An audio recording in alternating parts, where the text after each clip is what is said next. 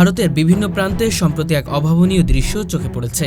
লাখো মানুষের কণ্ঠে একই স্লোগান, আই লাভ মোহাম্মদ। সামাজিক যোগাযোগ মাধ্যম থেকে বিশ্ববিদ্যালয় ক্যাম্পাস, সর্বত্র যেন এই স্লোগান এক নতুন আবেগের স্রোত বইয়ে দিয়েছে। ইসলামের শেষ নবী হজরত মুহাম্মদ সাল্লাল্লাহু আলাইহি সাল্লামের প্রতি ভালোবাসার প্রকাশের এই আন্দোলন মুহূর্তেই কোটি মানুষের হৃদয়ে নাড়া দিয়েছে। ধর্মীয় আবেগে উজ্জীবিত মানুষেরা পতাকা হাতে ব্যানার টানিয়ে মিছিলের মাধ্যমে নিজেদের ভালোবাসা প্রকাশ করেছেন। শুধু এটি ধর্মীয় অনুভূতি নয়, এই আবেগ এতটাই গভীর যে কেবল মুসলিমই নয়, বিভিন্ন সম্প্রদায়ের মানুষও অনেক জায়গায় এই স্লোগানে কণ্ঠ মিলিয়েছে। ঘটনাটি শুরু হয় কয়েকটি রাজ্যের সামাজিক যোগাযোগ মাধ্যমে একটি প্রতারণা থেকে। মুহূর্তে এটি ছড়িয়ে পড়ে সমগ্র ভারতে। মানুষ সর্বত্রভাবে পোস্টার, ব্যানার ও স্লোগানের মাধ্যমে তাদের ভালোবাসা প্রকাশ করতে থাকে। ফলে শহর ও গ্রামের বিশাল জনসমাবেশে গড়ে ওঠে। এমনকি অনেক স্থানে স্বতঃস্ফূর্তভাবে ব্যবসা প্রতিষ্ঠান বন্ধ রেখে মানুষ রাস্তায় নেমে আসে। শিক্ষার্থীরা বিশ্ববিদ্যালয়ে মানববন্ধন করে, নারী, পুরুষ ও শিশু সবাই মিলে অংশ নেন।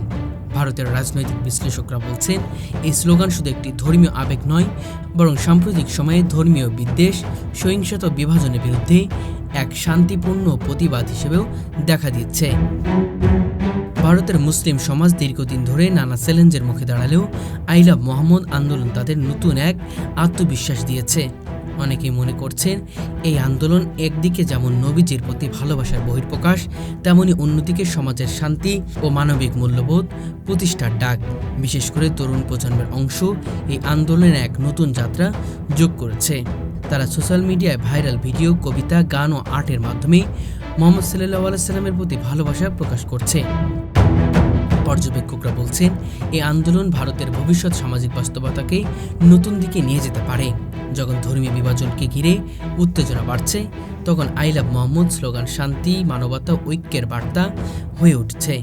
অনেকেই ভারতের ইতিহাসের এক নতুন অধ্যায় হিসেবে দেখছেন, যেখানে মানুষ নিজের ধর্মীয় বিশ্বাসকে ভালোবাসা ও মানবতার সঙ্গে যুক্ত করছে। আই লাভ মোহাম্মদ স্লোগানে উত্তাল ভারত শুধু একটি ধর্মীয় আন্দোলন নয়, বরং ভালোবাসা, শান্তি ও মানবতার জয়গান। নবীজির প্রতি ভালোবাসার অগাধ শ্রদ্ধা ও আবেগে কোটি মানুষের কণ্ঠে ধ্বনিত হয়ে এক অভিন্ন স্রোত ধারা পরিণত হয়েছে।